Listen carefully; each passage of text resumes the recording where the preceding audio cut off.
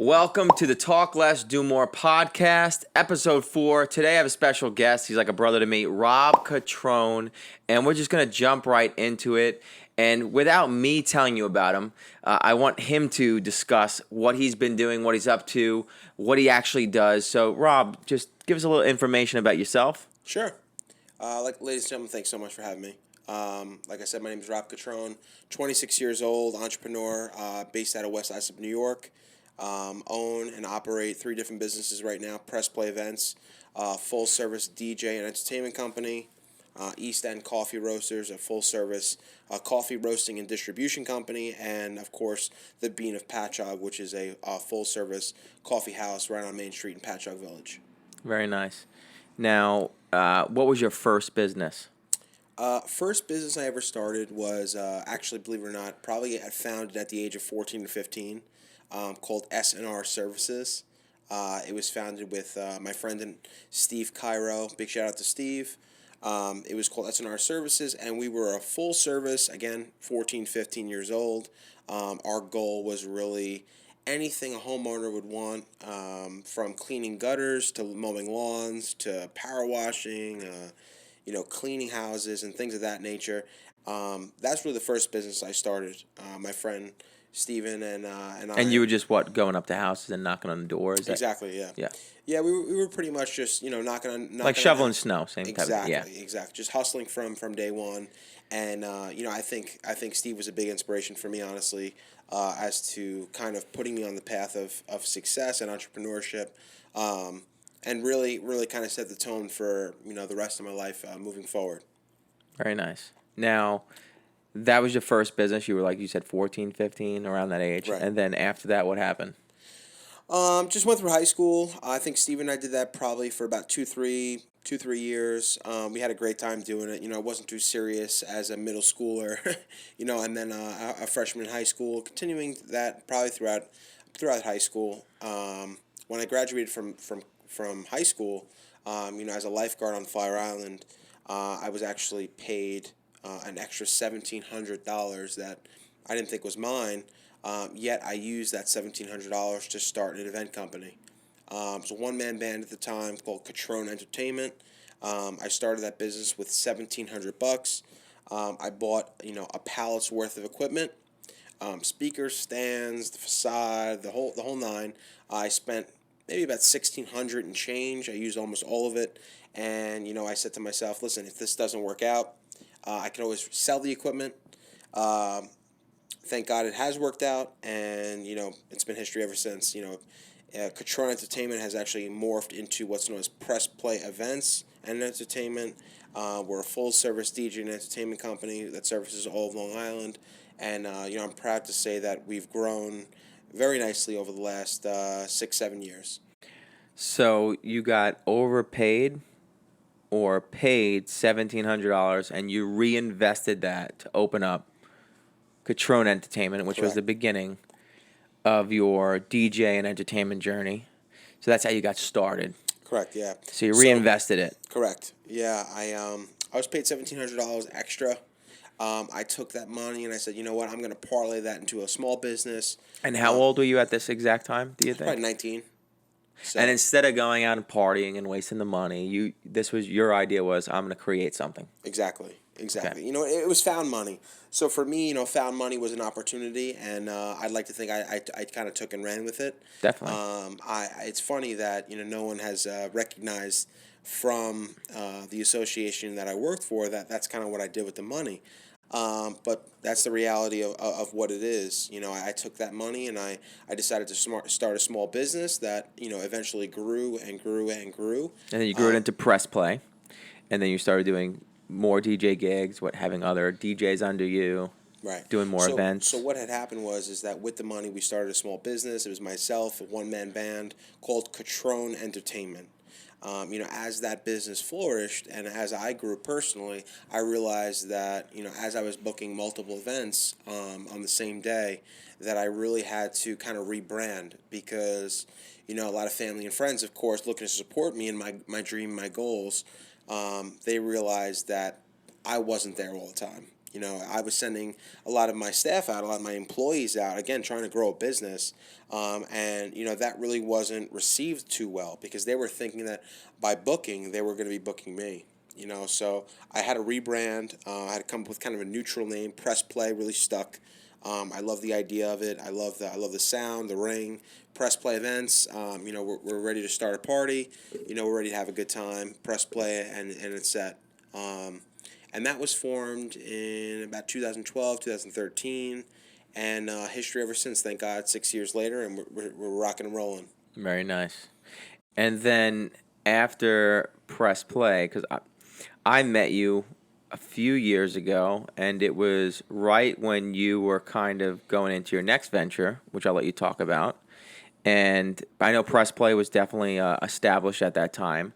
And then you got into coffee. Correct. Yeah, I mean, Press Play Events and Entertainment's headquarters, its office is on Fire Island Avenue in Babylon Village. So, once I had that business kind of up and running, we had a few guys on the team, sending a few DJs out every weekend, of course, throughout the summers on Long Island. If you know Long Island, you know its wedding scene. So, its wedding scene was very heavy. And luckily enough, we were luckily enough to actually perform at a lot of these events. Um, as far as my interest in coffee, I knew that Press Play was a business that really ran Thursday through Sunday, and it ran in the evenings. So, 5 p.m. on Thursday through Sunday, I knew I could do a lot more. And how I kind of parlayed that business into another business was the idea of what was going to be called Brew and Brew, coffee shop bar concept, kind of a social atmosphere, a tapas food lifestyle, and a place that everyone can really feel welcome, kind of a cornerstone of a community. And that idea kind of spawned into what is now the Bean of Patchogue right on Main Street in Patchogue. And that's where, yeah, your recent and most up to date business, the Being a Patchogue, is right in Patchogue, New York. I'm just saying that because I know there's a lot of listeners all over. So Patchogue, New York, and now, so you're 26, Correct. and was your drive and ambition there since you were young? Was there always to create something on your own? Was it always there from when you were doing that what was it, SNR? SNR services, Yeah, right? is that where it started, or was there always something that you wanted to create on your own, or did it happen later on? Yeah, I mean, for me, the bottom line was simple. It really came down to, if I wanted something, I wanted to figure out how I could get it, and I knew that the shortcut to that was really by having my own company, making my own rules, creating my own systems, and creating my own path. Which has kind of led me to where I am today, and I'm really happy as to where I am today. 26 years young, a couple accolades later, I can safely say that all of the sweat, blood, and tears has led to not only success, but sitting down with you today. So, Press Play Events spawned into East End Coffee Roasters, which I'm sure we'll get into, which has spawned into the Bean of Patchogue. So, a lot of momentum, a lot of success on social, which I'm sure we'll touch on, and just a relationship driven person, and how important that is. And I know we'll talk on that. I know you're super big on relationships. Yes, I'm very big into relationships, and you mentioned East End Coffee Roasters, which is also another business that's kind of a part of your coffee company. Why don't you talk a little bit Right. of about that and how you started and what it exactly is? Sure. So, when Press Play was formed, we had an office space right across the street from what is the Babylon Bean. I teamed up with the owner, who's now my partner, Sal Gervasi. We have a great relationship, and Sal runs the Babylon Bean, and I run the Bean of Patchogue. And what's really nice about that business is that they really complement each other. But with my time in the Babylon Bean, I had really thought about it, and I said, "Wow, like, we're spending a lot of money on coffee. Let's see if we can try to formulate something that we can benefit from. Trying to cut out the middleman, so to speak, and try to make that something that we can control." So what we decided to do was formulate our own company, our own coffee roasting company. with the Babylon bean, the Bayshore bean, the bean of Patchogue, and now the Babylon bean North. Yep. We started East End Coffee with my partner. I'm proud to say Dwight Amata from formerly from Hampton Coffee Roasters, and Dwight and I and Sal, we've done a great job kind of fueling our own stores and also trying to distribute our coffee to a lot of other coffee shops on the island. East End Coffee Roasters is a full service coffee roasting company. We import from over 30 countries around the world. The Right? beans. Correct. Yeah, we import the coffee beans, the raw coffee beans, all over the world. Right in Jersey, we pick them up raw. We roast them right here in our headquarters in North Babylon, and then we distribute them to our own stores as well as about a dozen other coffee houses in Long Island and also worldwide on our e-com site, eastendcoffeeroasters.com. Very nice. So you have Press Play.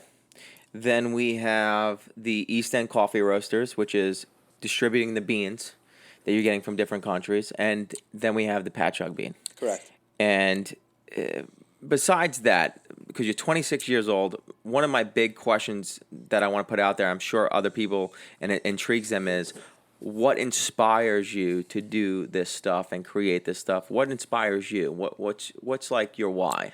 Sure. I mean, my why, it's very clean. It's very simple. My why is to really create a better life. It's to create a better life for myself, my future self, my future family, and just really kind of leaving my mark. On Long Island, in New York, and hopefully even greater than that. But on a micro level, it's certainly to leave my mark in Long Island. I think that within market that's really not taken care of yet. I think East End Coffee and the Bean, we certainly have our place, on this beautiful island, and we can absolutely, kind of make our mark and set a precedent moving forward. Very nice. And as a business owner, what's the biggest challenge that you face every day? Well, to be honest with you, I am very hard on myself. I'm very hard on myself. I'm my biggest critic. So there's not a day that goes by that as the clock is ticking and as business is growing, where I'm looking for areas and divisions of the business to grow. Whether that's in Press Play or in East End or in the Bean of Patchogue, there's so much room for improvement. And I think that's something that really, as a business owner, you kind of have to step back and look on it and realize, how can I improve? How can I become a better owner and in that a leader? How can I become a better leader? Um, the biggest challenge for me, I would say, is just keeping up with the demand. Thank God the demand is strong, the demand is high, and continuing to adapt to all the changes of business and how the wedding industry goes as well as the coffee industry goes. It's fun. It's fun, and I look forward to the challenge. But I would say just keeping up with the demand of what's going on the island, and really how the scene of coffee and the social aspect of the business is continuing to grow. And I think that being aware of that, though, is one of the strong points, too. Being aware of, keeping up with the demand and also being hard on yourself. That's actually a positive thing because you want to perform the best you can be. You obviously have big goals. So let me ask you this. In 5 years from now, where do you see yourself? That's a great question. I mean, I get asked that all the time. And you know what? At 26 years old, I'll be 31, 32. Yep. Where I see myself in 5 years is probably more in the digital media side. I look at my coffee house as a media company first and foremost, and then secondly, a coffee house. Our social presence is strong, and the reality of it is that, every single business moving forward should think of themselves as a media company. The business that I own and operate at the current moment is the Bean of Patchogue, with goals of greater and beyond. But I can say that the Bean of Patchogue has truly become the cornerstone of Patchogue. It's a Saturday, Sunday, 7 days a week kind of place where drama, gossip, talk of the town, and the mayor is frequently found in, and a lot of the elected officials of Long Island are found in, and it's a place I'm very proud to call home. I reside right now in Patchogue, New York. Shout out to Patchogue. Big fan of the town. Big fan of the revitalization project that's going on, and I'm a big supporter of, well, a lot of the business on Main Street, and I've really seen with my own eyes, with a lot of the investments that a lot of myself, as well as the other business owners on Main Street, we've when we write checks, we're betting on the town, we're betting on its people, we're betting on its community, and thank God that our bets have paid off, because as we're investing in Main Street, whether it's in Patchogue or Babylon or Bayshore, we're seeing a return, and that's the most important thing. We're seeing that the people are buying into our concept, our vision, our dreams, really, and we really just couldn't be happier as to where the bean is going, and where we're moving forward. And you brought up a good topic, because a lot of small businesses, and especially local businesses, you mentioned becoming a media company and social media and marketing. And I see this over and over again. A lot of companies just don't get that. They don't understand the power of branding, social media, positioning themselves the right way. And, obviously the younger generation's coming in. And the other thing is, I'll notice when I consult with businesses too in the past, there's many businesses that they have a business plan, and they'll have their business plan set out. Let's say they're going to open up a coffee shop. They'll have their monthly expenses, what they're going to be buying the beans from every month, their suppliers, all this stuff. But they never think about, when it comes down to, is branding and budgeting for marketing. My question for you is, how important do you think that is for a local business to really understand about having some type of budget and time too, even time to put into their social media presence, their online presence, and really growing that? Sure. I mean, as far as that goes, I think something that you hit, the nail on the head is that, you talk about small business, and anytime you talk about small business, you talk about community, you talk about intimate, community, and the ability to really have the ear of your customer. Luckily enough, as a small business, I can really see and kind of gauge as to what works and what doesn't work. Talking to my customer, knowing my customer's orders, and that's just one example. But it's super important that you have that kind of intimate level on the ground floor, to kind of get a gauge as to, how you'll be doing. And as far as branding goes, I mean, nothing stronger than, a small business being integrated within its community. And that really starts with myself, and that really starts with the team behind me. I have to say I have a phenomenal staff right now. And it's so important that the culture is strong. I'm a very, very, very big, business owner that really, really believes in how strong culture is. Culture is tremendous. Yeah, The culture is definitely the number one thing, and really, that's another thing that I think is a big misconception, and people lose it because they think they're a boss or a leader, and they do things in a certain way. But really building a culture, I think that's definitely a number one thing that all business owners should be focused on. Sure. I mean, what? Again, being 26 years old, I think it's a lot different than the way businesses have been ran in the past. If you look at a lot of guys who are 36, 46, 56, 66, they might run their business just as successful, but different in ways. And for me, I really, really, really emphasize how important it is to have a positive culture, happy culture, and that really starts at the top. At the end of the day, we really don't have anyone on our team that doesn't believe in our concept. If you're not buying into what our goal is, you're really not for us. So, it's very important to really understand and establish a culture, and really have, the staff buy into exactly what, you're looking to do, what your goals are, what your dreams are.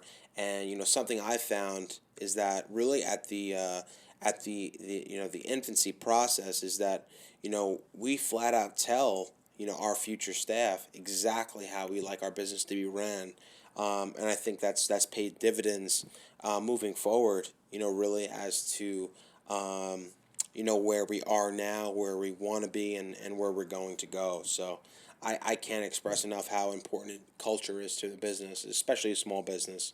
And I think you brought up a good point too when you said about like hiring, and I think that's a big question for people too. It's like finding the right help. How do you go about finding the right help?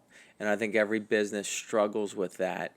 What are some like key things that you think about finding the right help? Is there questions you ask, or is there a process Yeah, you do? absolutely. I mean, listen, if there's anything that could be conceived as my secret sauce moving forward, it's the ability to really get the ear of someone who's looking to join our team, and I say team wholeheartedly. It's a team. It's a team effort. It's not me. It's not my manager. It's an entire team that makes up the business of success.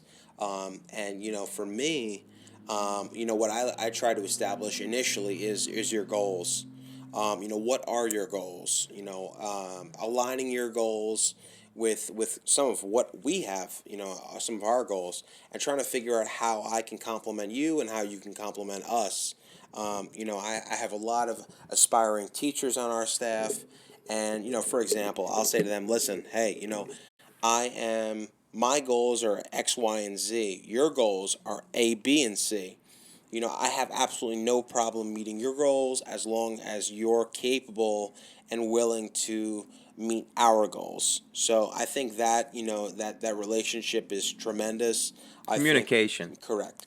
I think the communication is clear, concise, and it's paramount really, in order to create a successful not only atmosphere but successful culture. And luckily enough, I've had the privilege of having to train and lead a tremendous staff in Patchogue. I can't thank my staff enough for putting me in a position to not only be successful but be here, talking to you. I really thank my staff for doing everything that they can, to not only represent themselves but represent me correctly. And I think that's a big deal. I'm sure we'll touch on that reputation. How important that is and how important that is to me. With the understanding of how reputation is really the only thing you can ever call your own. Your reputation is the only thing you'll ever be able to hang your hat on. And it's really important. When you're starting a small business and when you're in the incubation stage. We're a year old. It's really important that you get the right people around you, and the right kind of people that you want to represent yourself. I cannot stress how important that is, and thank God it has paid dividends moving forward, year on year plus. Thank God. So obviously, reputation is a big part going forward.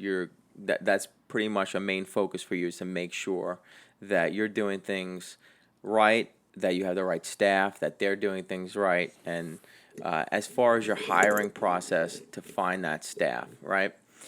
You said that you want to make sure that you're aligned. So you're giving them the opportunity to communicate back with you, and you're making sure that it's a team player, someone that's right for the team. And if they're not, then you have no problem with being honest with them and saying that this is probably not the right opportunity for you. You have no problem with that as well, Right. right? I mean, at the end of the day, the businesses that we're in, whether it's with Press Play or with East End or the Bean of Patrick right on Main Street, it's a team driven business. I'm not a one man band in any of them, and at the end of the day, I am just as important as every single one of my members on my team.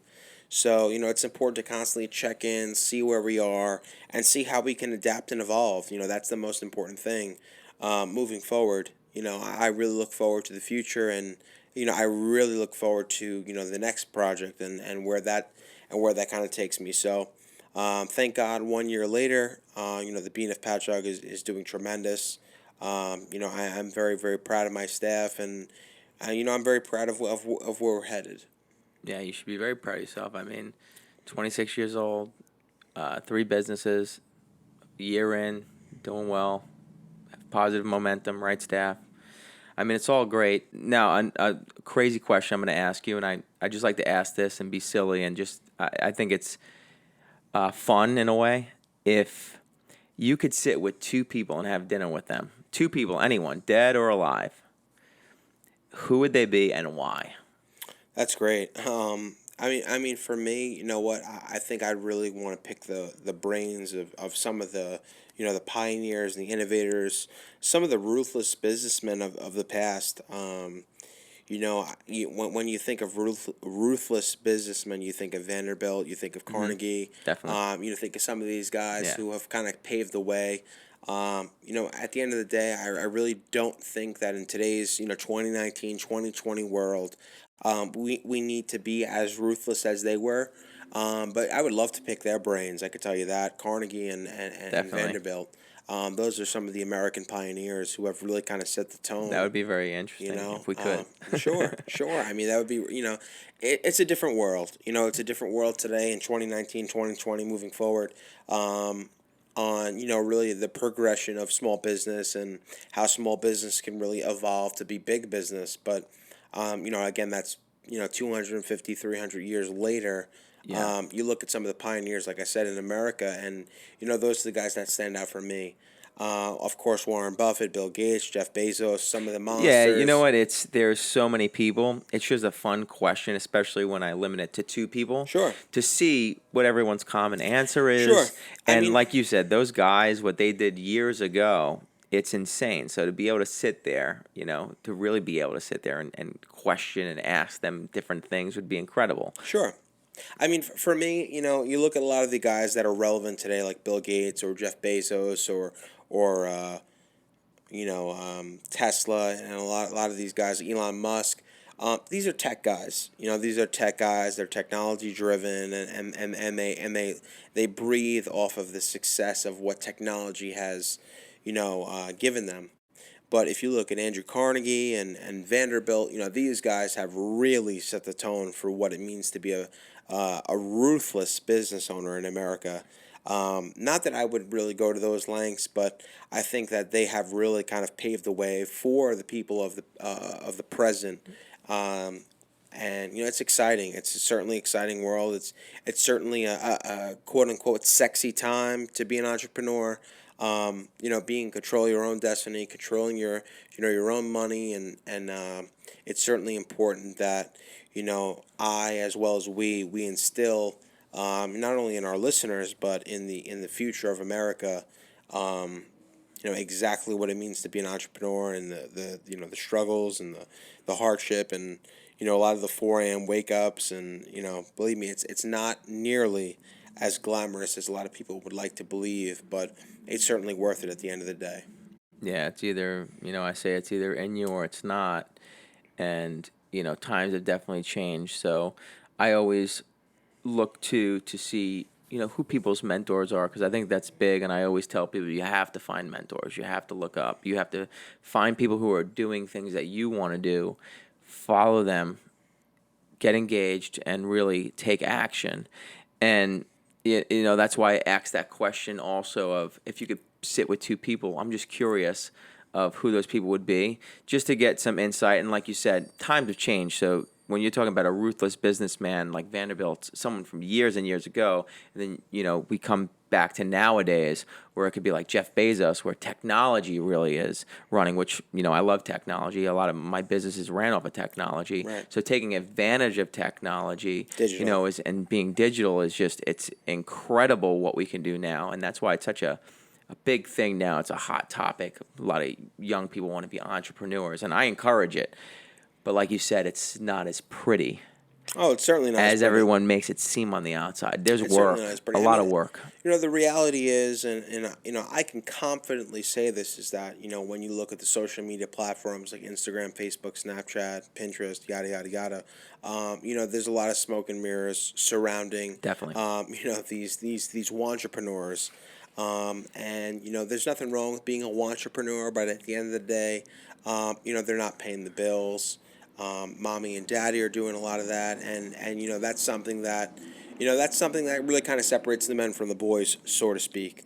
I think that as The time girls from the women. exactly, exactly. I think that as time goes on, the cream rises to the top, and it allows the viewers, the listeners, and society to really understand and interpret what it means to be an entrepreneur. It's not a 5 day a week, 9 to 5. It's certainly a 7 day a week, 365 kind of lifestyle, and it's either for you or it's not, and you'll learn that very quickly. Yeah.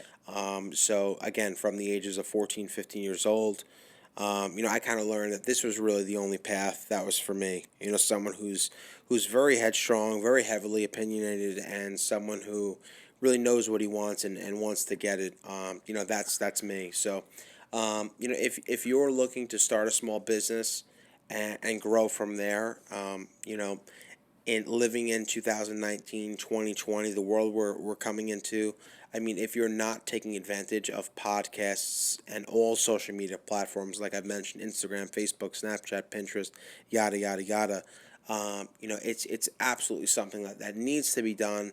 And in my opinion, it's paramount for the success and the lifeblood of the company. And now, before I get into my last question, I really appreciate you being on the podcast. And, I applaud you for 26 years old, three businesses, having the success, the momentum that you're going out in, and just growing the businesses and what you're doing. And my last question, because I'm sure there's a lot of people that are watching that might be young entrepreneurs, 17 years old, 18-year old, maybe younger, maybe in their 20s, and even someone who's currently just started a business. What would be the one key piece of advice that you would pass on to them if you had to from your experience? Sure. That's easy. That's an easy thing, and that's something that I struggle with, to be honest with you. Although it is an easy answer to a question, it's really patience. Patience is key. It's something I struggle with on a daily. I think patience is one of the more important things, especially if someone who's 20 or 21 or even 26 like myself. Patience is extremely important, and at the end of the day, you really have to understand that it's not a short race, it's a marathon. Every single day is a micro level to creating a macro life. And I think that's something that everyone has to understand, is that, we're continuing to contribute to our future self, and our future self is really our ideal life. Our future self is our ideal person. And that's really my ideal life, is my goal, and moving forward is just being patient, trusting the process that you have, and really buying into the culture. I think that's something I can say for myself and my staff, that they have absolutely done those things. They've been patient. They've trusted the process, and bought into the culture. And I think that I have trainees now that have said to me, hey Rob, I find this to be a happy place, and I couldn't be more proud with creating a happy environment, a happy culture, and a happy lifestyle, without you know that concept being paramount. So patience is 100% the biggest key to being successful, and really just buying into what you believe in. I think that's so paramount. I think you hit the nail on the head with that one. Patience is huge. I think a lot of people look for instant gratification, and it puts them in the wrong path, and they look for things so quickly. But if you're really trying to really build something, it takes time. It's like building a house. You have a Sure. blueprint. You're laying it down Right. brick by brick. So patience is definitely something that I think, it's so important. And I speak a lot about that as well. And I mean, I think that right there, you're leaving with people not the answer they want to hear, because who wants to hear that they have to wait? But if they put in the work, like I tell everyone, if you put in the work day in, day out, it compounds. That's what it comes down to. Absolutely. It's I mean, compounding. at the end of the day, we really have to understand that this is a long term play. 26 years old, and luckily enough to be awarded the 30 Under 30 award by Long Island Business News, three businesses, 26 years old, and really looking to start an entire new business in the social media world, and in the marketing and consulting world, and the public speaking world. Excited for what the future has. And as I sit with you today, and August 2nd of 2019, excuse me, 2019. Um, it's exciting. It's exciting with a lot of the blood, sweat, and tears that I've shed over the last 9, 10 years.